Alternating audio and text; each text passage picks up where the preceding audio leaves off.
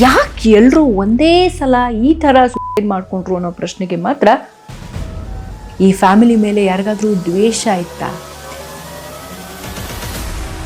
ಅದೆಷ್ಟೋ crime scene, suicide ಕೇಸನ್ನು ನೋಡಿರುವಂಥ police ಆಫೀಸರ್ಗೂ ಇದು ವಿಚಿತ್ರದಲ್ಲಿ ವಿಚಿತ್ರ ಅನಿಸುತ್ತೆ.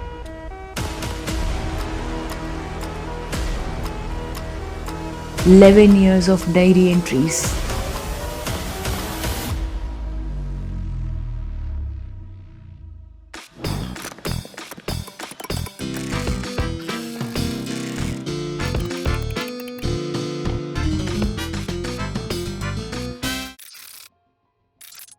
ದೆಹಲಿಯ ಬುರಾರಿಲಿ ನಡೆದಂಥ ಘಟನೆ ಇಡೀ ದೇಶದಲ್ಲಿ ಭಾರೀ ಸಂಚಲನ ಮೂಡಿಸಿತ್ತು.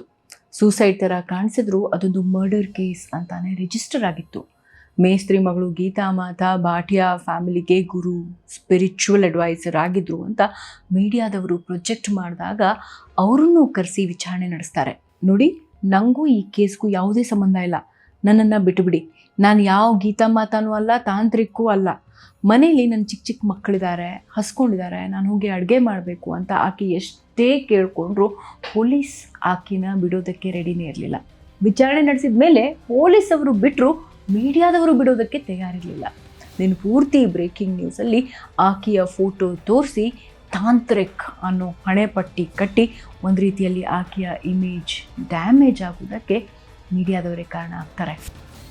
ಕೆಲವೊಂದು ಸಲ ಕ್ರೈಮ್ ಇನ್ವೆಸ್ಟಿಗೇಷನ್ ಪ್ರಾಸೆಸ್ಸಲ್ಲಿ, ಅದರಲ್ಲೂ ಮೀಡಿಯಾದವರ ಸೆನ್ಸೇಷನಲೈಸಿಂಗ್ ಅಪ್ರೋಚಿಂದ ಹೇಗೆ ಕೆಲವು ಇನ್ನೋಸೆಂಟ್ ಪೀಪಲ್ ಸಫರ್ ಆಗ್ತಾರೆ ಅನ್ನೋದಕ್ಕೆ ಇದೊಂದು ಒಳ್ಳೆ ಎಕ್ಸಾಂಪಲ್.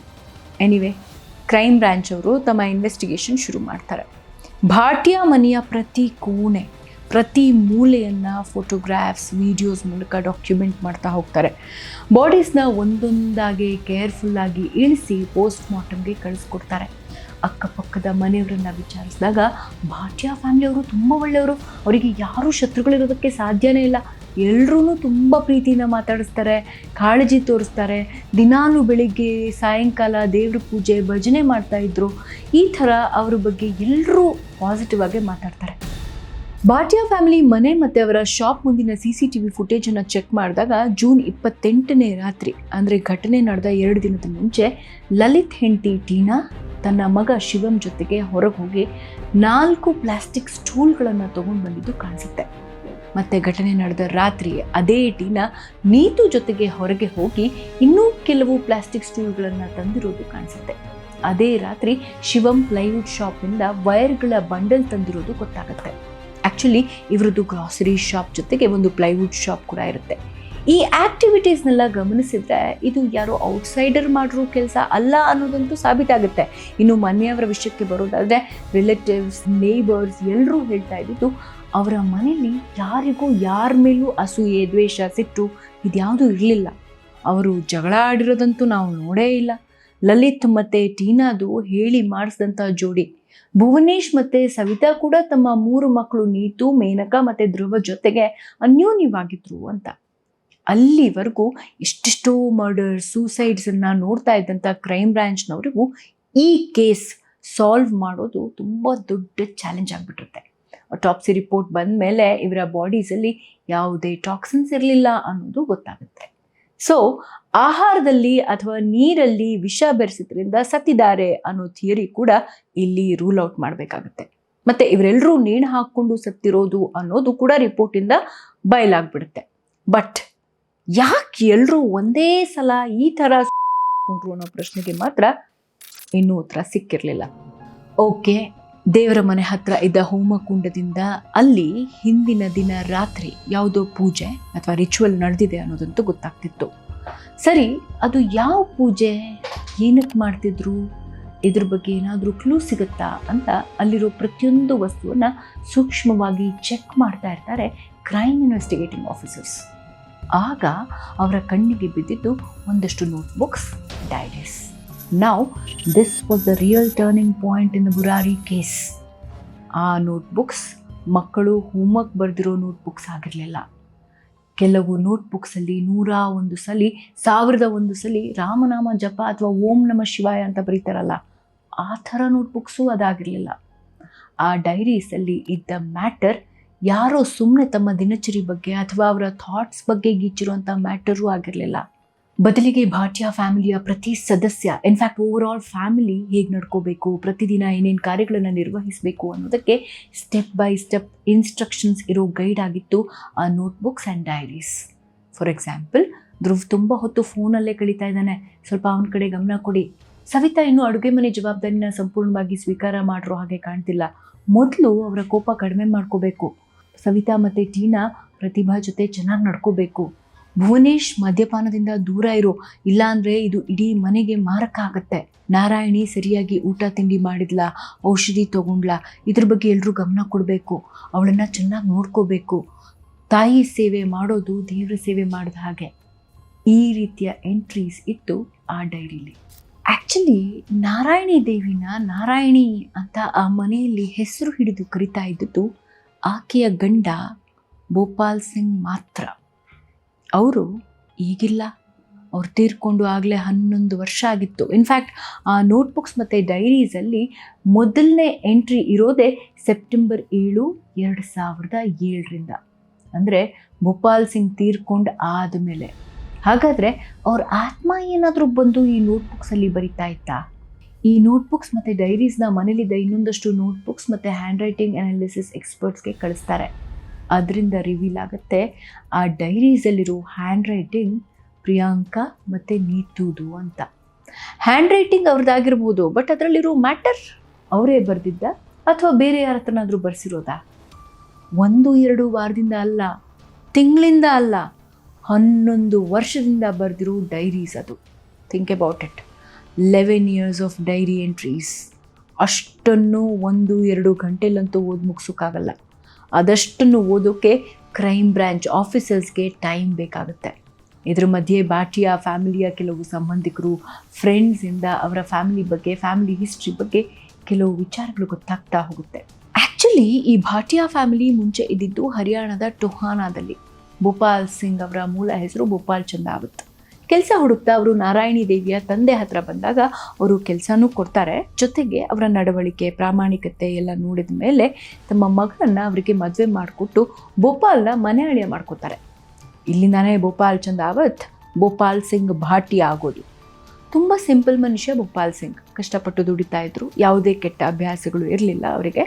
ಒಂದು 8 ಎಕರೆ ಜಮೀನಿತ್ತು, ಅದರಲ್ಲಿ ಕೃಷಿ ಮತ್ತು ಡೈರಿ ಬಿಸ್ನೆಸ್ ಕೂಡ ಮಾಡ್ತಾ ಇರ್ತಾರೆ. ಅವರ ಮಕ್ಕಳೆಲ್ಲ ಹರಿಯಾಣದಲ್ಲೇ ಬೆಳೆದು ದೊಡ್ಡವರು ಆಗ್ತಾರೆ. ಮಕ್ಕಳ ಮದುವೆನ ದೂರಿಯಾಗಿ ಮಾಡಬೇಕು ಅಂತ ಭೋಪಾಲ್ ಸಿಂಗ್ ಭಾರಿ ಮೊತ್ತದ ಸಾಲ ಕೂಡ ಮಾಡ್ತಾರೆ.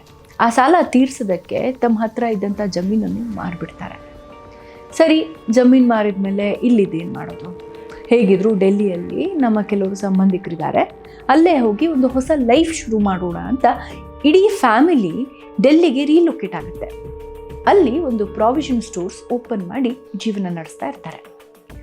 ಭೋಪಾಲ್ ಸಿಂಗ್ಗೆ ಸೊಸೈಟಿಯಲ್ಲಿ ಮತ್ತು ಫ್ಯಾಮಿಲಿಲಿ ತುಂಬಾ ರೆಸ್ಪೆಕ್ಟ್ ಇರುತ್ತೆ. ಮನೇಲಂತೂ ಅವರು ಹೇಳಿದ ಮಾತೆ ವೇದವಾಕ್ಯ. ಬಿಸ್ನೆಸ್ ನಡೆಸೋದು, ಮನೆ ನಡೆಸೋದು, ಪ್ರತಿಯೊಂದು ವಿಷಯದಲ್ಲೂ ಅವರು ಫ್ಯಾಮಿಲಿ ಮೆಂಬರ್ಸನ್ನ ಗೈಡ್ ಮಾಡ್ತಾ ಇರ್ತಾರೆ. ಹೀಗೆ ಹೆಡ್ ಆಫ್ ದಿ ಫ್ಯಾಮಿಲಿ ಅನ್ನಿಸ್ಕೊಂಡವರು ಸಡನ್ ಆಗಿ ಒಂದಿನ ತೀರ್ಕೊಂಡಾಗ ಆ ಫ್ಯಾಮಿಲಿಗೆ ದಿಕ್ಕೆ ತೋಚದಂತಾಗುತ್ತೆ. ಇನ್ನು ಮುಂದೆ ಯಾರು ನಮಗೆ ದಾರಿ ತೋರಿಸ್ತಾರೆ, ನಮ್ಮ ಸರಿ ತಪ್ಪುಗಳನ್ನು ಯಾರು ತಿದ್ದುತ್ತಾರೆ ಅನ್ನೋ ಪ್ರಶ್ನೆಗಳು ಆ ಫ್ಯಾಮಿಲಿ ಮೆಂಬರ್ಸನ್ನ ಪದೇ ಪದೇ ಕಾಡ್ತಾ ಇರುತ್ತೆ. ಹೀಗಿರುವಾಗ ಒಂದಿನ ಲಲಿತ್ ತನ್ನ ಕನಸಲ್ಲಿ ಅಪ್ಪ ಬಂದಿದ್ರು. ನಾವೆಲ್ಲರೂ ದಿನ ರಾತ್ರಿ ಹನುಮಾನ್ ಚಾಲಿಸಾ ಪಠಣ ಮಾಡಿದ್ರೆ ನನ್ನ ವಾಯ್ಸ್ ವಾಪಸ್ ಬರುತ್ತೆ ಅಂತ ಹೇಳಿದರು. ಇದನ್ನು ಬರೆದಿಟ್ಟು ಮನೆಯವರಿಗೆಲ್ಲ ತಿಳಿಸ್ತಾನೆ. ಬರೆದು ಯಾಕೆ ತಿಳಿಸ್ದ, ಅವನ ವಾಯ್ಸ್ಗೆ ಏನಾಗಿತ್ತು? ಆ್ಯಕ್ಚುಲಿ 1-2 ವರ್ಷದ ಮುಂಚೆ, ಅಂದರೆ ಭೋಪಾಲ್ ಸಿಂಗ್ ಇನ್ನೂ ಬದುಕಿದ್ದಾಗಲೇ ಲಲಿತ್ ಲೈಫಲ್ಲಿ ಒಂದು ಹಾರಿಬಲ್ ಇನ್ಸಿಡೆಂಟ್ ಆಗಿರುತ್ತೆ. ಅವನು ಕೆಲಸ ಮಾಡ್ತಾ ಇದ್ದ ಪ್ಲೈವುಡ್ ಶಾಪ್ನಲ್ಲಿ ಸ್ಯಾಲ್ರಿ ವಿಷಯಕ್ಕೂ ಏನೋ ಓನರ್ ಜೊತೆ ಜಗಳ ಆಗುತ್ತೆ. ಅದು ಯಾವ ಲೆವೆಲಿಗೆ ಹೋಗುತ್ತೆ ಅಂದರೆ ಓನರ್ ಕಡೆಯವರು ಅವರನ್ನು ಒಂದು ಕಡೆ ಕೂಡ ಹಾಕಿ ಬೆಂಕಿ ಹಚ್ಚಿಬಿಟ್ಟಿರ್ತಾರೆ. ಈ ವಿಷಯ ಫ್ಯಾಮಿಲಿ ಮೆಂಬರ್ಸ್ಗೆ ಗೊತ್ತಾಗಿ ಹೇಗೋ ಅವ್ರನ್ನ ಬಚಾವ್ ಮಾಡ್ತಾರೆ. ಬಟ್ ಈ ಘಟನೆ ಲಲಿತ್ನ ಎಷ್ಟು ಇಂಪ್ಯಾಕ್ಟ್ ಮಾಡಿರುತ್ತೆ, ಆ ಟ್ರಾಮಾ ಯಾವ ಥರ ಎಫೆಕ್ಟ್ ಮಾಡಿರುತ್ತೆ ಅಂದರೆ ಈ ಘಟನೆ ಆದಮೇಲೆ ಅವನು ಮಾತಾಡೋ ಶಕ್ತಿನೇ ಕಳ್ಕೊಂಡ್ಬಿಟ್ಟಿರ್ತಾನೆ. ಅವ್ರ ಫ್ರೆಂಡ್ಸ್ಗಂತೂ ಅವ್ರನ್ನ ಈ ಸ್ಥಿತಿಯಲ್ಲಿ ನೋಡೋದಕ್ಕೆ ಆಗಲ್ಲ. ಕಾಲೇಜ್ ಡೇಸಲ್ಲಿ ತಮ್ಮ ಜೊತೆ ಬಿಯರ್ ಕುಡ್ಕೊಂಡು ಜೋಕ್ಸ್ ಕ್ರ್ಯಾಕ್ ಮಾಡ್ತಾ ಎಲ್ಲರನ್ನು ನಗಿಸ್ತಾ ಇದ್ದ ವ್ಯಕ್ತಿ ಇವತ್ತು ಕಂಪ್ಲೀಟ್ ಮ್ಯೂಟ್ ಆಗಿಬಿಟ್ಟಿರ್ತಾನೆ. ಲಲಿತ್ ಈ ಸ್ಥಿತಿಯಲ್ಲಿ ಇರಬೇಕಾದ್ರೇ ಹೆಂಡತಿ ಟೀನಾ ಒಂದು ಮುದ್ದಾದ ಗಂಡು ಮಗುಗೆ ಜನ್ಮ ಕೊಡ್ತಾಳೆ. ಮಗುಗೆ ಶಿವಂ ಅಂತಾನು ಹೆಸರಿಡ್ತಾರೆ. Imagine Lalit situation. ತನ್ನ ಮಗುನ ಹೆಸರಿಡ್ದು ಕರೆಯೋದಕ್ಕೂ ಆಗ್ತಾ ಇರಲ್ಲ, ಮಾತಾಡ್ಸೋಕ್ಕೂ ಆಗ್ತಾ ಇರಲ್ಲ, ವಾಯ್ಸೇ ಇಲ್ಲ.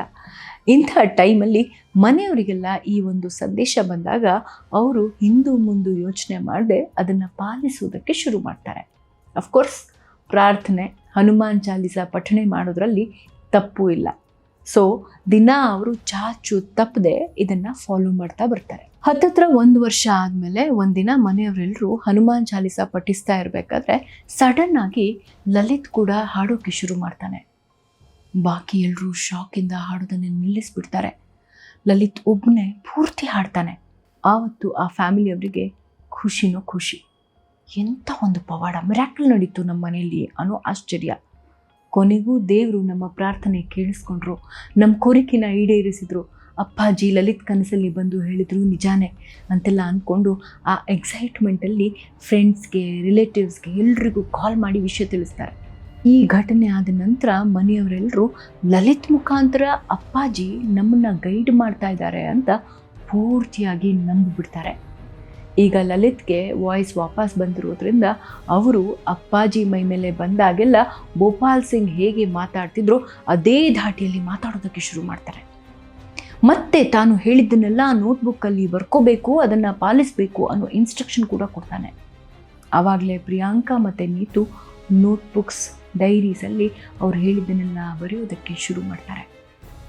ಯಾರು ಹೇಗೆ ನಡ್ಕೋಬೇಕು, ಮನೆಯವ್ರ ಜೊತೆ ಹೇಗಿರಬೇಕು, ಹೊರಗಿನವ್ರ ಜೊತೆ ಹೇಗಿರಬೇಕು, ಯಾವ ಬಿಸ್ನೆಸ್ಸಲ್ಲಿ ಇನ್ವೆಸ್ಟ್ ಮಾಡಬೇಕು, ಯಾವುದರಲ್ಲಿ ಮಾಡಬಾರ್ದು, ಹೀಗೆ ಪ್ರತಿಯೊಂದು ಆ ಡೈರೀಸಲ್ಲಿ ಮೆನ್ಷನ್ ಆಗಿರುತ್ತೆ. ಯಾವಾಗ ಅದರಲ್ಲಿ ಹೇಳಿದ ಎಷ್ಟೋ ವಿಷಯಗಳು ಕ್ಲಿಕ್ ಆಗಿಬಿಡ್ತಾವೋ ಮತ್ತು ಅವರ ಬಿಸ್ನೆಸ್, ಫಿನಾನ್ಷಿಯಲ್ ಸ್ಟಾರ್ಟಪ್ಸ್ ಇಂಪ್ರೂವ್ ಆಗ್ತಾ ಹೋಗುತ್ತೋ ಮನೆಯವರ ನಂಬಿಕೆ ಕೂಡ ಗಾಢವಾಗ್ತಾ ಹೋಗುತ್ತೆ. ನಾನು ಲಲಿತ್ ಮುಖಾಂತರ ನಿಮ್ಮೆಲ್ಲರನ್ನ ಭೇಟಿಯಾಗೋದಕ್ಕೆ ಬರ್ತಾ ಇದ್ದೀನಿ. ಹಾಗೆ ಬಂದಾಗ ಲಲಿತ್ ಹೆಲ್ತ್ಗೆ ಸ್ವಲ್ಪ ಎಫೆಕ್ಟ್ ಆಗುತ್ತೆ, ಬಟ್ ಏನು ಚಿಂತೆ ಮಾಡಬೇಡಿ, ಅವನು ಸರಿ ಹೋಗ್ತಾನೆ. ಮತ್ತು ಈ ವಿಷಯ ಗೌಪ್ಯವಾಗಿರಬೇಕು.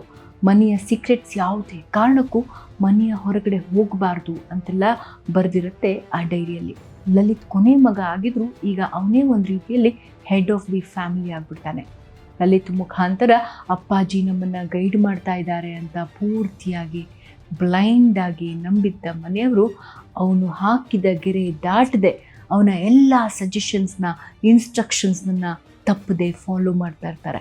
ಈ ಇನ್ಸ್ಟ್ರಕ್ಷನ್ಸ್ ಕೇವಲ ಪ್ರಾರ್ಥನೆ, ಪೂಜೆ ಮಾಡಿ ಎಲ್ಲರ ಜೊತೆ ಒಳ್ಳೆ ರೀತಿಯಲ್ಲಿ ನಡ್ಕೊಳ್ಳಿ ಅಂತ ನೀತಿ ಪಾಠಕ್ಕೆ ಸೀಮಿತವಾಗಿದ್ದರೆ ಏನೂ ತೊಂದರೆ ಆಗ್ತಾ ಇರಲಿಲ್ವೋ ಏನೋ. ಬಟ್ ಹೋಗ್ತಾ ಹೋಗ್ತಾ ಅದು ಅತಿರೇಕಕ್ಕೆ ಹೋಗಿ ಫ್ಯಾಮಿಲಿ ಮೆಂಬರ್ಸಲ್ಲಿ ಒಂದು ರೀತಿಯ ಭಯ, ಬ್ಲೈಂಡ್ ಫೇತನ್ನು ಇನ್ಸ್ಟಿಲ್ ಮಾಡುತ್ತೆ. ಮತ್ತು ಈ ವಿಚಾರದ ಬಗ್ಗೆ ಹೊರಗಡೆ ಯಾರ ಜೊತೆನೂ ಡಿಸ್ಕಸ್ ಮಾಡಬಾರ್ದು ಅನ್ನೋ ತಾಕೀತು ಬೇರೆ. ಸೊ ಎಲ್ಲೋ ಒಂದು ಕಡೆ ಹೊರಗಡೆಯ ಒಂದು ಪ್ರಪಂಚ ಆದರೆ ಈ ಭಾಟಿಯಾ ಫ್ಯಾಮಿಲಿಯವರದ್ದೇ ಇನ್ನೊಂದು ಪ್ರಪಂಚ ಆಗಿಬಿಟ್ಟಿರುತ್ತೆ. And this lay the foundation for what was about to happen. ಆ ಡೈರಿ ಎಂಟ್ರೀಸಲ್ಲಿರೋ ಕೊನೆಯ ಕೆಲವು ಪೇಜಸ್ಸನ್ನು ಕ್ರೈಮ್ ಬ್ರಾಂಚ್ ಆಫೀಸರ್ಸ್ ಓದ್ತಾ ಇರಬೇಕಾದ್ರೆ ಬಹುಶಃ ಅವರ ಕೈ ನಡುಗಿದ್ದಿರಬೇಕು. ಅಲ್ಲ, ಈ ಥರನೂ ಆಗತ್ತಾ ಜಗತ್ತಲ್ಲಿ ಅನ್ನೋ ಪ್ರಶ್ನೆ ಕಾಡಿದ್ದಿರಬಹುದು. ನಾನು ನಿಮ್ಮ ಹತ್ರ ಬರಬೇಕು ಅಂದರೆ ನೀವೆಲ್ಲ ಸೇರಿ ಬಡ್ ಪೂಜಾ ಮಾಡಬೇಕು ಅಂತ ಬರ್ತಿತ್ತು. ಬಡ್ ಪೂಜಾ, ಬಡ್ ಅಂದರೆ ಹಿಂದಿಯಲ್ಲಿ ಆಲದ ಮರ. ಸರಿ, ಏನೋ ಆಲದ ಮರ ಪೂಜೆ ಮಾಡಿ ಅಂತ ಬರೆದಿರ್ಬೋದು ಅಂತ ಅಂದ್ಕೊಂಡ್ರಾ? ಅಲ್ಲಿ ಬರೆದಿದ್ದು ಪೂಜಾ ವಿಧಿವಿಧಾನ ಅಲ್ಲ, ಮರಣ ಶಾಸನ. ಡೈರಿಯಲ್ಲಿ ಬರೆದಿದ್ದ ಆ ಕೊನೆಯ ಚಾಪ್ಟರ್ಸ್ ಇವರ ಲೈಫ್ ಚಾಪ್ಟರನ್ನೇ ಕ್ಲೋಸ್ ಮಾಡಿಬಿಡ್ತು.